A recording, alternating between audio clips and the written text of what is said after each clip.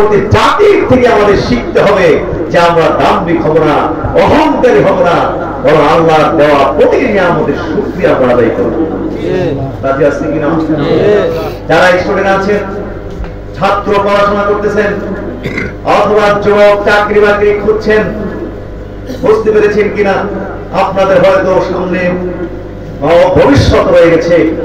আমরা দোয়া করি ভালো ভবিষ্যৎ আপনাদের আল্লাহ কবুল করুন। তবে এই কথা আজকে আমার এই আয়াতে কারিমা এই বক্তব্য থেকে আপনাদেরকে একটা কথা আজকে ওয়াদা করতে হবে আমার সাথে, যে আল্লাহ তাআলা যেখানে বসান, রাষ্ট্রের গুরুত্বপূর্ণ দায়িত্ব হোক আর ছোট দায়িত্ব হোক আর বড় দায়িত্ব হোক, এমনকি আমি একজন পরিবারের কর্তাই হই না কেন, যেখানে আল্লাহ আমাকে বসাবে আমি আমার আল্লাহকে ভুলে যাব না। এই ওয়াদা করতে পারবো ইনশাআল্লাহ, করতে পারবো ইনশাআল্লাহ। নারে তাকবীর, রিসালাত, সোনাখানা দরবার শরীফ, সোনাখানা দরবার শরীফ। আমার আল্লাহকে আমি ভুলে যাব না। আমি পরিবারের কর্তা, এখানে আল্লাহ আমাকে বসিয়েছে, এখানে আমি আল্লাহকে ভুলব, আমার স্ত্রীর প্রতি সুবিচার করব, আমার ছেলে মেয়েদের প্রতি সুবিচার করব, আমার যে দায়িত্ব আছে প্রতিটি দায়িত্বের ক্ষেত্রে আমি আল্লাহ দেওয়া নির্দেশ, আল্লাহ রাসূলের দেওয়া সেই নির্দেশ আমি অক্ষরে অক্ষরে আমি পালন করব।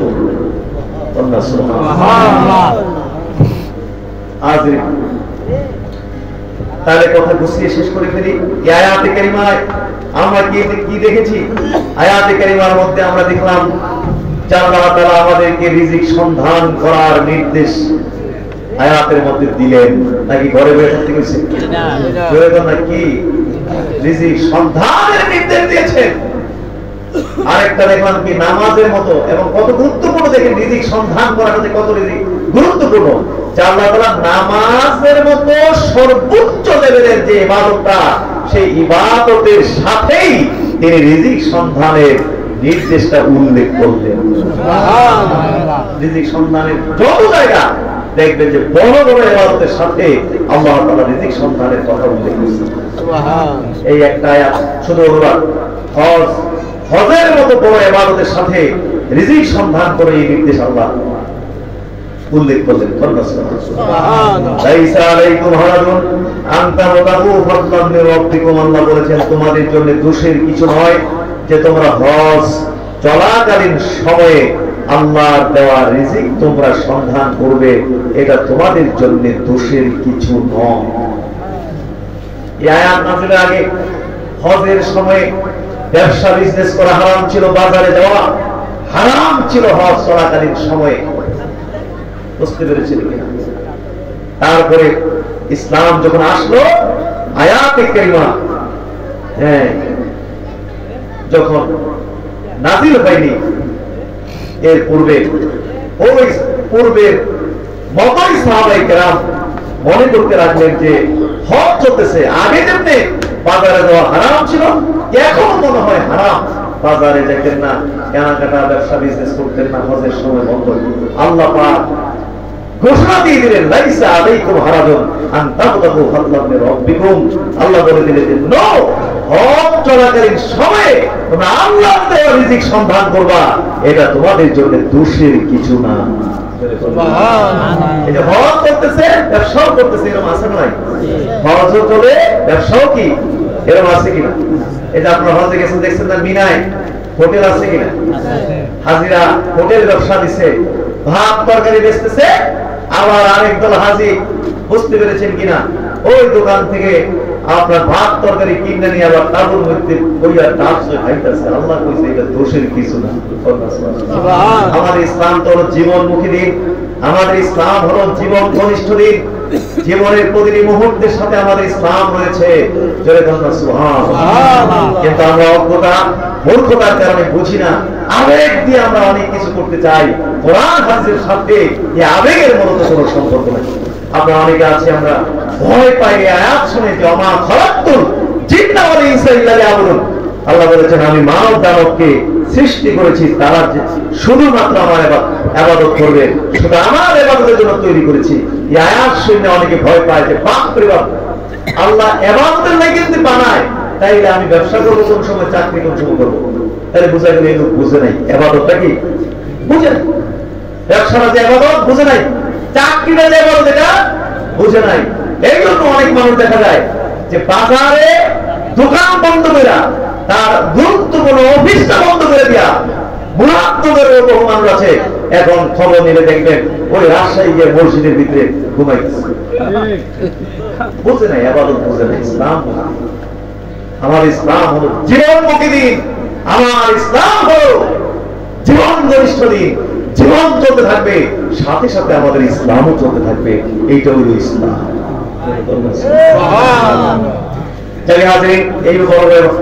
তাইলে আমরা রিজিক সন্ধান করব, সবাই আমরা রাজি আছি কিনা?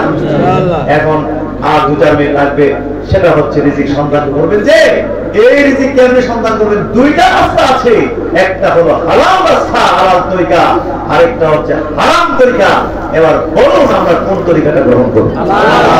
আরো জোরে বলুন। সিংহারিয়া মির্জাপুরের মানুষকে আমি জিজ্ঞেস করছি, সোনাগাঁও দরবারের সাথে সম্পৃক্ত দরবারের ভক্ত মুরিদ বাংলাদেশ তালিবে হিজবুল্লাহ সাথে জড়িত, আপনাদেরকে আগে বলতে হবে, কথা দেখি আমরা কোন তরিকা গ্রহণ করবো, হালাল নাকি হারাম? আরেকবার আমরা হালাল তরিকায় রিজিক সন্ধান করব। হালাল হারামের উপরে জ্ঞান অর্জন করে নেবেন, পরে ইনশাআল্লাহ জ্ঞান অর্জন করে নেবেন। এই বিষয়ে বলতে গেলাম না, হ্যাঁ, জ্ঞান অর্জন করে নেবেন, কারণ এই বিষয়ে জ্ঞান অর্জন করাটাও কিন্তু ফরজে আইন। হালাল হারাম সম্পর্কে ইলম অর্জন করা প্রত্যেকটি নর এবং নারীর উপরে কি খরচ, নাকি? বাংলাদেশে তো ডাবল খরচ, সিঙ্গেল খরচ আরব দেশের জন্য হইতে পারে, এটা আমার ক্ষতি। আরব দেশের জন্য সিঙ্গেল ফরজে আইন, আর বাংলাদেশের জন্য এই হারাম হারাম সম্পর্কে ইলম অর্জন করা ডাবল ফরজে আইন। কারণ এই দেশের অধিকাংশ 98% সিস্টেমই হলো হারাম সিস্টেম। 98% সিস্টেম কি হারাম।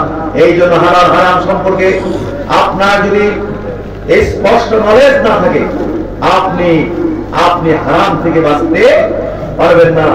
আপনি পদে পদে আপনি হয়তো হারামের মধ্যে ঢুকে যাচ্ছেন, কিন্তু আপনি টেরও পাইবেন না আপনি যে হারামে গেছেন। কারণ সিস্টেম 98% সিস্টেমই হলো হারাম সিস্টেম। কিন্তু আরব দেশে মাশাআল্লাহ ওইসব দেশগুলোতে আপনার 98% সিস্টেমই হলো হালাল। জোরে বল কি হালাল। ওইসব দেশে আপনি চোখ বন্ধ করে যদি কামাই রুজি করেন, চোখ বন্ধ করে যদি আপনি ওইসব দেশে চলেন, আপনি ঘুইরা গাইরা এই হালাল হারামের জ্ঞান না থাকলেও ঘুইরা গাইরা আপনি হালালের মধ্যে থাকতে হইব, কারণ সিস্টেমটাই কি হালাল।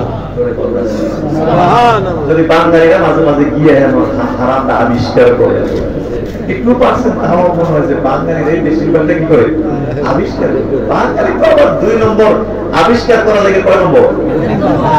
না, বাঙালি 2 নম্বর আবিষ্কার করা লাগে কয় নম্বর? সব জায়গায় কি বাঙালি ফেল করলে হয়নি, 2-1 জায়গায় 1 নম্বর লাগতো না। এই যদি 1 নম্বর হয়েছে, 2 নম্বর আবিষ্কার করা লাগে। যত 2 নম্বর আছে আমরা ওই দেশগুলোতে গিয়া বাপরে বাপ, নারী ব্যবসা থেকে শুরু করে আপনার কি বলে এখানে আপনার গাঞ্জা থেকে শুরু করে আপনার কি বলে যেন আপনার জাল টাকাও বানায় দেয় বাংলায়। এই লেগে আমি বলছিলাম, আমার যদি আপনারা প্রধানমন্ত্রী বানাই দিতে, বুঝতে পেরেছেন 1 নম্বরে আমার কাজ হইলে সারা বাংলাদেশের চতুর্দিক দিয়ে উৎসাহ করে একটা ভাব করে দিলে বলে, তারপরে উপর দিয়া তার দিয়ে এমন ভাবে টাইট করে তালা দিয়ে আটকাই দিলাম বলে যাতে বাঙালি আর কোনো দেশে না যেত। কারণ এইটা যে দেশটা গেছে, এই দেশটাকে বিনাশ করে দেশটাকে কি করে বিনাশ। এই করে আমার কেউ রাজি না প্রধানমন্ত্রী খাইছে তারা বলে, বুঝতে পেরেছি। এমন কোন 2 নম্বরে গাইছে বাঙালি জানো না। বাঙালি অভিনয় খুব চমৎকার। বাঙালিদের খবর শুনি বাপরে বাপ, মালিকের সাথে এত সুন্দর ব্যবহার, কথাবার্তা, বিনয়, ভদ্রতা, হ্যাঁ, এইসব অভিনয় করে করে মালিকের একদম কলিজার ভিত্তি ঢুকে বেড়া। মালিক নিজে ছেলের চেয়ে সন্তান পরিবারের চেয়ে বেশি আদর করে, মায়া করে, এইভাবে আদর, হ্যাঁ, ভালো ব্যবহার দেখায়া ওই মালিকের কলিজার ভিতরে ঢুকে যায়। এরপরে নাকি পুরোটা কলিজার কাইটে বাইরে। এটার নাম হলো কি? বুঝতে পেরেছি? হজে গেছি, হজে আপনি কি করবেন? আমি ওই যে প্রথম বছর মনে হয় 99 কিনা, ওই সময় আরে এখন থেকে কত ডেভেলপ হচ্ছে আল্লাহ ছাড়া কেউ জানে না। সেই সময় এয়ারপোর্টের মধ্যে দেখি এক হাজি গ্রুপ লিডার পুলিশে তারে ইয়া দিয়ে গাইয়া এটার ভিতরে বিড়ি বেরিয়েছে। কি বেরিয়েছে? হাকিস বিড়ি। অথচ হাসি বেরিয়েছে গ্রুপ লিডার। কারণ বাংলাদেশে মনে হয় একটা বিড়ির প্যাকেটের সময় আছে তো হাকিস বিড়ির প্যাকেট কত আগুন দিকে হাকিস বিড়ি আছে না ভাই?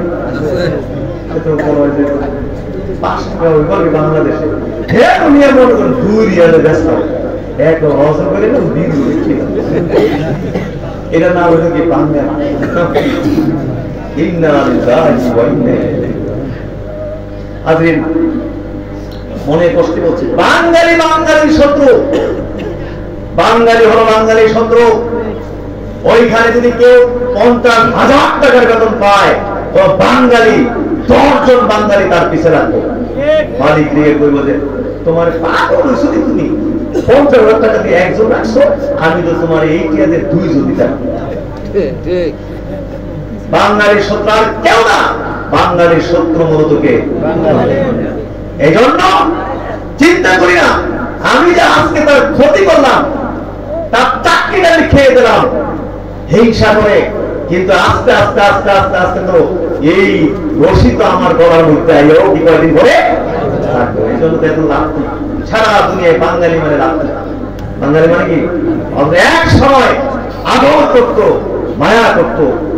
আপনার বাঙালি ছাড়া আরব দেশে, সৌদি আরবে দেখতাম না, এদিকে তাকাই সেদিকে খালি বাঙালি আর বাঙালি।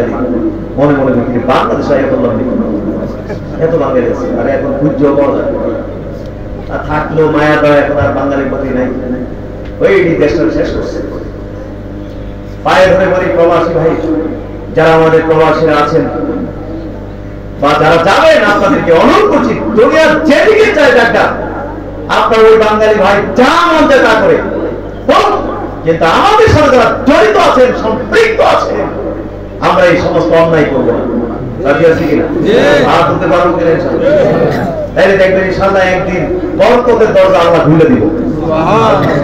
আপনি আরেকজন প্রতীক করে আপনি জীবন আপনার নিজের অগ্রগতি আনতে পারবেন না। আপনি এটা আপনার নিজের চিন্তা, এটা হলো আপনার আপনার নিজের খেয়াল খুশি মতো আপনার চিন্তা, কি মূলত কোনদিন আপনি অগ্রগতি পাবেন না।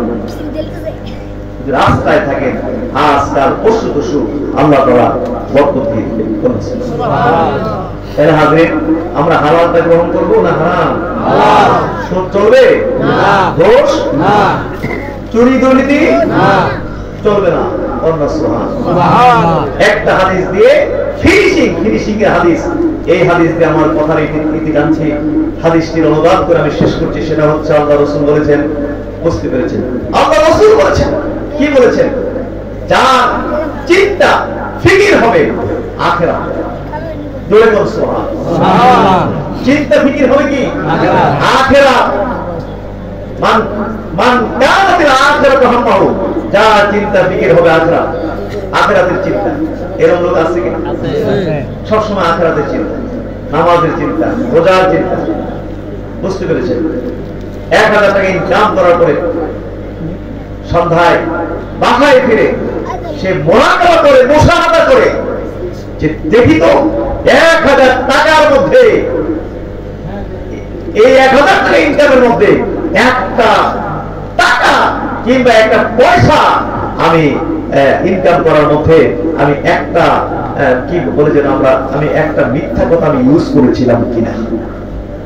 মোনাকাবা করে, মুশাহাদা করে, এই টাকাটার মধ্যে 1000 টাকা আমি ইনকাম করেছি, এর মধ্যে আমার একটা মিছা কথা আছে কিনা সে মোরাকাবা করে। এরকম চিন্তা লোক আছে কিনা?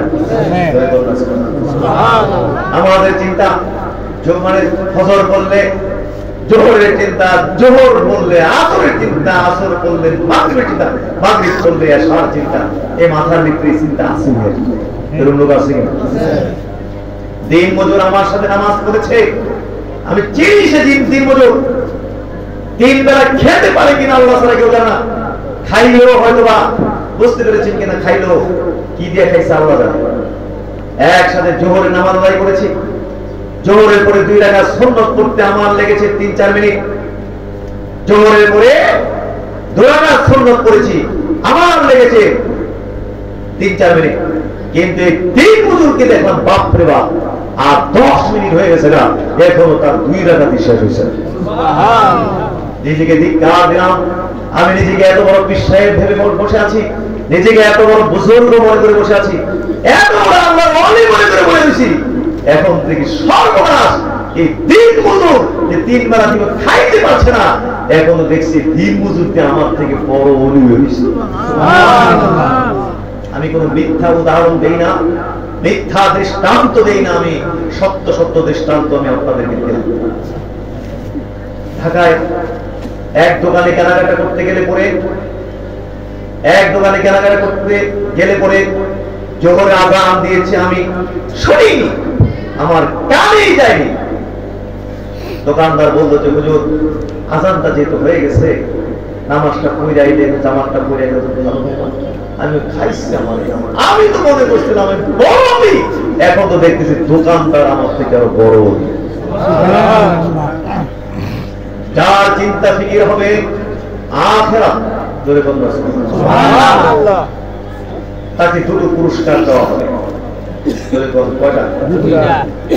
1 নম্বর হলো জাআলাল্লাহু কিনাহু বাইনা আইনাইহি, আল্লাহ তাআলা তার 2 চোখের মাঝে বরকত স্থাপন করে দিবেন। সুবহানাল্লাহ। প্রাচুর্য বিনা শব্দ দুনিয়া কি টাকা, মানে প্রাচুর্য সহজ বাংলা কি বলতে পারবো না, সহজ বোঝাতে গেলে এবার বোঝানো যেতে পারে যে 2 চোখের মাঝে আল্লাহ তাআলা বরকত স্থাপন করে দিবেন। সব জিনিসের মধ্যে খালি বরকত পাইব, সময়ে বরকত পাইব, আপনার খাবার দাবারে, বাজারে অল্প টাকার মধ্যে বরকত পাইব। বরকত উঠে গেছে কেন? আল্লাহকে ভুলে গেছে। আগে কোম্পানিগঞ্জ থেকে ঢাকায় যেতাম, জটিকা বা কি বাইরে ময়নামতি, এই বাস দিয়ে যেতাম, 2 ঘন্টায় ঢাকায় চলে যেতাম। রাস্তাও চিকন ছিল, 2টা ফেরি পার হয়ে যেতে হতো। কিন্তু এখন দেখেছে খাইছে আমার রাস্তা প্রশস্ত, দামি গাড়ি, মাঝে মাঝে 5-6 ঘন্টা লাগে ঢাকা যাচ্ছে, সব এলোমেলো করে দিচ্ছে। আমরা আল্লাহর কাজ গুছাই দেই না, এদিকে আল্লাহ আমাদের কাজ গুছাই দেন না, মানে সবকিছু বরকত উঠাই দেওয়া হয়েছে। 2 নম্বর পুরস্কার হলো কি? জামাআল্লাহু আমরাহু, আল্লাহ তাআলা তার সব কাজ কাম গুছায় রাখবে। জোরে বল না, কে গুছায় রাখবে? আল্লাহ। কি গুছায় রাখবে? পরিবার গুছায় রাখবে কে? আল্লাহ। জোরে বল, পরিবার গুছায় রাখবে কে? আল্লাহ। ছেলে মেয়েগুলো কথা শুনবে, আপনার ছেলে মেয়েগুলো কথা শুনবে, বাপ মার অনুগত হবে, নামাজি হবে, ডাকছে পড়াশোনা করবে, বাজে বন্ধু বান্ধবদের সাথে সে চলাফেরা করবে না, উঠা বসা করবে না, গান্দা খুলদের সাথে করবে না, যেমনি বলবেন সেভাবে কথা শুনবে। স্ত্রীকে বলেছেন নামাজ পড়ো, পর্দা করো, মেয়েকে বলেছেন নামাজ পড়ো, পর্দা করো, সুন্দর পর্দা করবে, নামাজ পড়বে। পরিবারটা যেন পরিবার না মনে হবে যেন একটা জান্নাতের বাগান। গুছাই রেখেছেন কে? আল্লাহ। এই সব কাজ আল্লাহ গুছাই রাখবেন। যার চিন্তা ফিকির হবে দুনিয়া, দুনিয়া হাম্বা, যার চিন্তা ফিকির হবে দুনিয়া, 24 ঘন্টা খালি দুনিয়ার চিন্তা মাথার ভিতরে ঢুকে গেছে, এরকম মুসলমান আছে না? 24 ঘন্টা মাথার ভিতরে শয়তানি চিন্তা, কারে কেমনে সাইজ করা যায়, কারে কেমনে ধ্বংস করা যায়, কার ব্যবসাটা ভালো চলে, তার ব্যবসা চলে কেন বেশি, তার কেমনে ক্ষতি করা যায়। একটা মামলা ছড়ায় কেমনে একটা মানুষকে কষ্ট দেওয়া যায়।